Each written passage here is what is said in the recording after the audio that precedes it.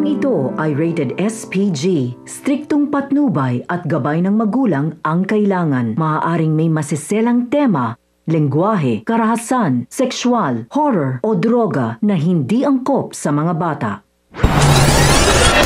Mga kapamilya, habang lumilipas ang araw na magkasama sina Bubbles at Tanggol, ay unti-unti nang nauunawaan ni Bubbles kung ano ang tunay na pagkatao ni Tanggol at ang mabuting kalooban nito.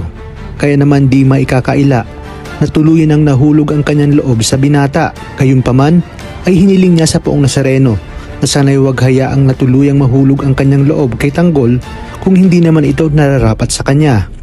Sa kabilang banda, dahil sa inggit ay malalagay sa panganib si Santino dahil magagawa na naman pagtripan ni Lawrence si Santino kung saan paihirapan nila ito at papaluin ng tubo ang kanyang kamay para nga hindi na ito makapagboxing. Sa kabilang banda, dahil sa naghihirap na si Mang Marsing at Aling Nita ay magagawa nilang bumalik sa pwesto upang maningil ng upa. Kaya naman magtataka si Noy at Tinding kung bakit wala na ang kanilang mga bodyguards na kasama.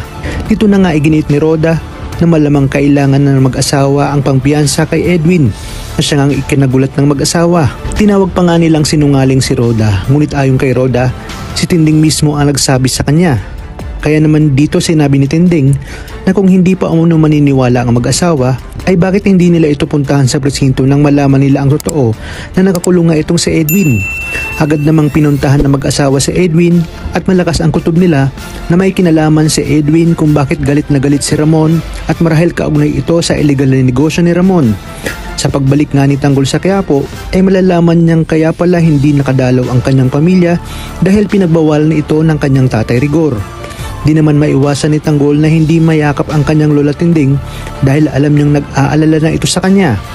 Pero may parte pa rin sa kanya na lalong ikinasasama ng loob niya at nagtataka nga siya na baka hindi nga siya tunay na anak ng kanyang tatay Rigor dahil sa dami ng pasakit na dinanas niya dito.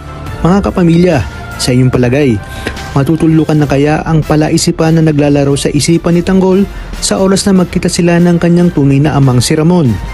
Kaya namang kapamilya, pakatutukan lang ang mas kapanapanabik na tagpo dito lang sa pambansang teleserye ng Sambayanan, ang FPG's Batang Quiapo.